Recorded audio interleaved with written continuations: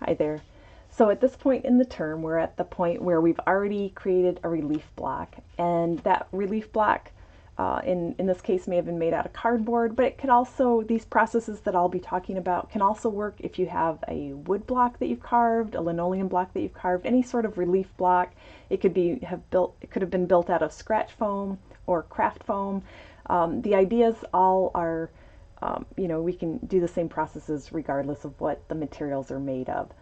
But I want to talk about how you can start to increase the sense of depth with just a single color of ink. So I'm not going to allow you to use a lot of color of ink for this particular assignment. The goal is to limit yourself to a monochromatic color scheme, but to try to increase the sense of atmospheric depth in the image. So it's possible that your block is not representational like mine is. Mine definitely is of a like a scene on my deck here. Yours might be more abstract or completely non-objective. It doesn't really matter, but I want you to try to find a way to increase the sense of atmospheric depth. And so if we think back to our 2D design classes, there are several different ways that you can suggest depth even with non-representational images or non-objective images. So let me turn on my bulleted points here. So we'll be using one of these three options in order to increase the sense of depth in our image. And this image on the lower right corner that was done by a printmaking student, Vincent Leandro, a few years ago, is a really good example of how you can be non-objective but also still suggest depth.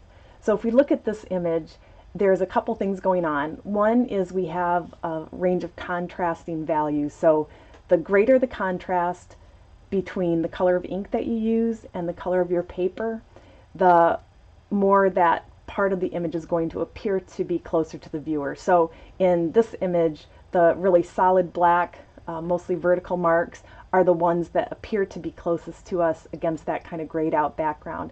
And then further back in the image, there are stripes that are running horizontally that appear more of a gray tone, and against a lighter gray value, those seem farther away from us. The other thing that's going on in this image is there's a difference in the amount of clarity of the image. So not everything is equally sharp focus. The parts that have really crisp contours are the shapes that appear to be closer to us, and then the parts of the image that seem out of focus or a little bit more blurry are parts that are going to appear to recede spatially. So keep both of those things in mind. It's not only contrast, but it's also clarity of the shape. So at this point, I've already printed this was a cardboard relief block, and I've already printed it just straight out, same amount of ink, same amount of pressure, and I was striving for a pretty even black. I didn't do a great job at that. It was my first proof, and I think the ink was soaking in irregularly, or I wasn't burnishing hard enough. So I would redo this before I submit that as my perfect version of a solid black and white image. The goal is to get all of it as rich and black as possible. This would be the exception here because that's a textured area, and so it's not ever going to be as solid of a black as these areas, but all of the flat areas of my cardboard should have printed equally black if I had done a really thorough job printing that. So this is kind of a mediocre print, not great, but I want to try to, in this example, increase the sense of depth. So I want to separate this biggest chair from the one in the midground, and I want to try to get actually 3 layers of depth. So I'd like the railing to appear to be even farther away from us than the second chair. So it's going to take some careful planning. The problem areas are these areas where the 2 chairs sort of intersect, and so there's not an easy way to kind of separate them with just a simple stencil or some other technique. So I'm going to try to figure out how to do that, and then this area might even be a 4th value of lighter tone, but I'm going to try to limit myself just to black and white. So in the second image, so I'm going to talk you through 3 choices on how you can get the depth. One is in the way you apply the ink. So you're still using just one color of ink. I would choose one of your darkest colors, so you can use one of the colors out of the jar like the dark blue or the black, or you can mix your own custom dark color like a dark brown or a deep purple, and then modify it with either transparent base or white ink in order to create a tonal range within that single color or single hue. So if I remind you of the project that we did on our monotypes when we were just printing the flat piece of plexiglass, remember how we were adding transparent base and then printing in a few different layers? That's one option you can do. If you can carefully, ink only parts of the plate with heavy transparent base with just a little bit of ink, and then maybe ink other parts of the plate with a medium intensity ink of that same color, and then just ink your darkest areas with the full strength ink, then you can print it all in one pass. So that's an option too. But if you want a little bit more control, you might even decide to ink it and print it in stages like we did our monotype print here where we use transparent base. And you can also use selective wiping. So the second bulleted point here is to selectively, once you've inked the block, you can even still wipe away areas that you don't want any ink to print on, or you can just wipe off part of the ink so that not as much ink is there to transfer to the plate and it ends up appearing to be a lighter value of that same color. So a third option is to ink the plate all consistently with a single value of ink, but then to selectively wipe away or stencil out, in this case, certain areas. So in this example, I have an image of a hot air balloon, and the sky was going to be blue, but also parts of the balloon itself was going to be blue, and the mountains were going to have some blue in it. And I didn't want all the blues to just blend to the same level of depth. So I wanted to lighten the sky area so that the mountains would pop out as a darker tone. And I also wanted the blues on the balloon to be a little bit darker and more intense than the blues that were in the sky around it. So what I did was I made a photocopy or an extra print on scrap paper of the key block that had the whole balloon pattern on it, and then I just cut a stencil out of that photocopy, and after the ink was after the block was inked in, I carefully laid that stencil on right where it needed to be, and then I burnished it with my fingertips so that some of the ink that was on the block now is transferred onto that stencil and lifts off. So if you can see the inked block on the left side, some areas of the sky appear a lighter blue than others, and that means there's just less ink on the plate there to pick up in the final print. So this is an intermediate step that you do in between inking and before you put your good printing paper on. It's just a way to get some excess ink off the block in very specific areas so that you can get real crisp shapes where you need them. It's a little more precise than just trying to use your finger with a rag wrapped around it. So this is the final color version of that print, and you can see probably the easiest places to see it are the streaks of light in the sky, but also there's this distant range of mountains that is not carved into the blue block, but it just appears because I left extra ink on that third layer of mountains and I lifted ink away on the sky right above that. So it gives a little bit more depth than actually shows in the carved plates. And then the third way that you can get that tonal range using a single color is applying the same methods that we use for our standard trace transfer process on the flat plexiglass plates, but doing the same technique using your relief block. So you'll use a thin piece of washi paper. The kiss printing is much harder to do if you're printing on heavyweight Western paper because you can't see through the back of the paper, so you're almost burnishing blind. One thing you could do is you could make a template of some sort, like out of a transparent material, to lay over your inked block so that you know where those shapes are going to be, and then burnish just over those areas. That could work if you want to print on heavier weight paper, but typically for the kiss print option where you're just burnishing selectively, you'll want to have a paper that's semi-translucent so you can see through the back of the paper and know exactly where you're burnishing so that you don't overshoot some of the edges that you want to be real precise with. So I'm going to try this third version for the demo where I'll be inking up the block just with a standard layer of ink all over, and then I'll be using a transparent piece of washi paper to burnish. So I'm going to pause for a minute while I set up my ink, and I'll go ahead and ink the block so that you don't have to watch that part of it. It's just basic, I'm going to brayer it all up, and then I'll have my printing template that I've already prepared using just a thin cutting mat that was translucent, and I had pre-printed an image of the block as a registration guide.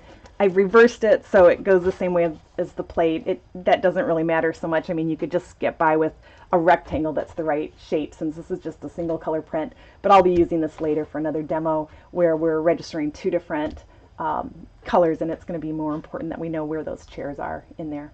So I'll pause and I'll come right back for the rest of the demo. All right, I think we're ready to print this, so I'll talk you through what I did. I just rolled out the Akua ink with a 4-inch sprayer and spread it as evenly as I could over the plate. I do want to make sure this part's really rich, so I added a little bit of extra ink here just to make sure it's fully saturated. But I did roll ink up here. I even did intentionally ink the background a little bit so that hopefully I can get a very light value back there.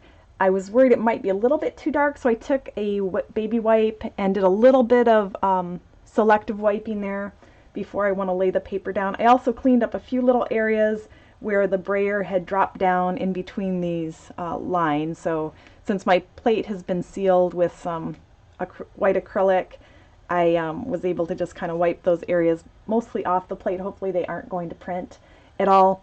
The other thing I have in preparation is I have my template here that has a registration guide for where the block needs to be, and I have my washi paper ready to go.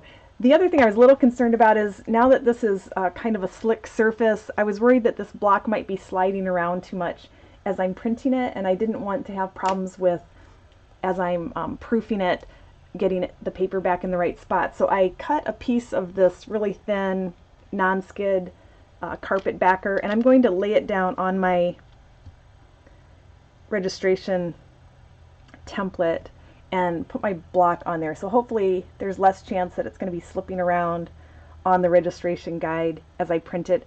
I was trying to make the non-skid piece the exact same size as the block. Mine's a little bit too narrow, so I might find that it rocks a little bit when I get near the edge, so I need to be careful about that, but I think the length is right, so I shouldn't have as much problem with the block tipping from front to back. So this paper is called Masa. It is also a washi paper, but it's a tiny bit thicker than the paper that some of you got this term. So I'm hoping it's going to work okay. I'm deciding whether to use the rougher surface back or the smooth surface. I think because I need more variation, I'm going to try the rougher surface down, and once it's on the registration jig, I'll just tape it into place. Try to get it as square as I can on that top edge, and hopefully it will end up in the right spot as we lay it down on the block. So I'm using a pretty light touch. I don't want to accidentally make any areas too dark. So I'm going to start with just the pressure of my hand for the lightest areas, and I'm trying to be careful not to let my ring rub against that because that'll be a harder line that shows up. And we can kind of peek as we go, as long as we're real careful that we're putting that paper back in the right spot each time. So we've got a pretty light value there, but it's very uneven, so I need to burnish a little bit harder than that. So I'm going to use my fingertip and a little bit of pressure. I'm first focusing on the railing behind the chairs. I want to make sure that that is all printed about the same level of depth. It gets confusing where it goes behind this chair, so that might be a little bit of a challenge to try to get that to print real evenly, but we'll do what we can. And then this part of the railing that moves away from us, that could be a little bit lighter if I have enough control. I'm not sure if I will or not, but I'm going to try burnishing this railing a little bit darker than the part that's moving away from us down the steps.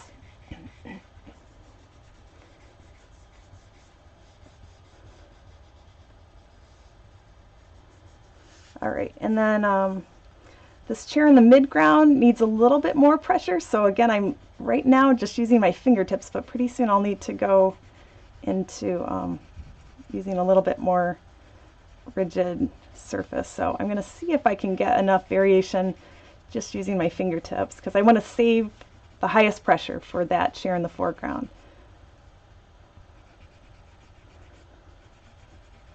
So let's see if we've got enough variation here. Okay, it's, yeah, maybe. I think I need to press a little bit harder on that chair. It's not a completely level block, so there's some lighter patches and darker patches I need to kind of work around.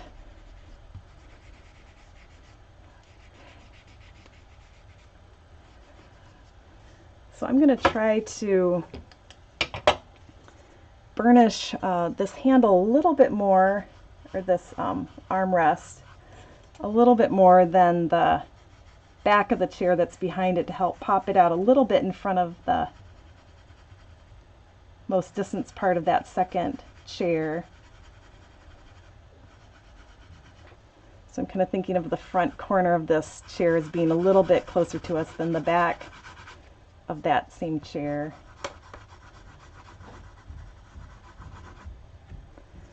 Let's see if that's working. Okay, yeah, I can kind of see that popping out a little bit better. And then we're going to burnish that front chair as hard as we can. And here's where it gets tricky, because we've got one arm of this close chair that's in front of the second chair. So I'm going to see if I can separate those two. It may be too difficult to do, but I'm going to try to use just the very tip of the wooden spoon and try to hit just that one line and get it as rich and black as I can to help separate those two shapes that are intersecting right there. And then here's the other part of that. So, and then here's another spot that's going to be a little bit tricky, because this line is super thin and I want to make sure I hit just that line but not all this vertical railing behind it. So I'll be burnishing the back of this chair. Here I need to be really careful at the outer contours to make sure I'm not accidentally burnishing over the railing in the background, which I want to try to keep a lot lighter in tone. And work my way around. The other places that'll be pretty critical to keep pretty precise are these areas where the chair meets the striping on the ground plane. I don't want to have that be sloppy. So it's going to take a while. I'm going to work mostly with the handle of the spoon, not so much with the big section. If there's a large area that the pressure all can be the same, then I can use the belly of the spoon in some of these areas. But for a lot of it, I'm just going to be carefully kind of pressing on just the shape of the chair and trying not to do too much on the ground plane. I do want to try to have these lines transition a little bit, so I think what I'll do is I'll press with varying pressure, like I'll press harder and harder as my thumb gets closer to the foreground on each one of these lines, and try to get the back part to read a little bit lighter. You can kind of check as you go, so just kind of easing up on pressure as you move away from the foreground.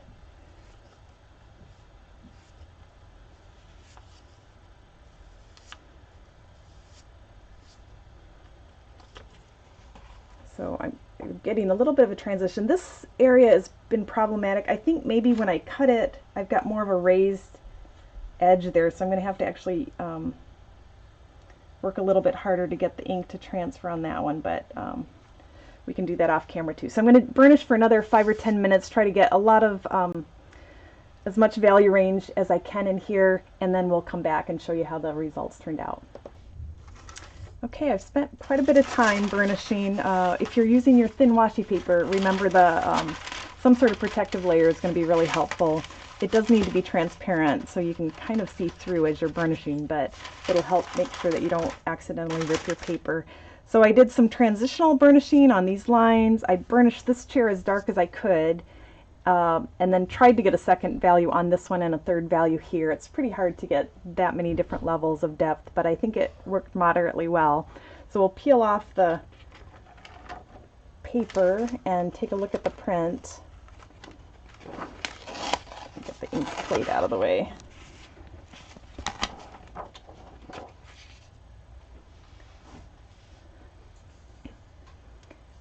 So compared to our first version that was just strictly black and white, of the way here.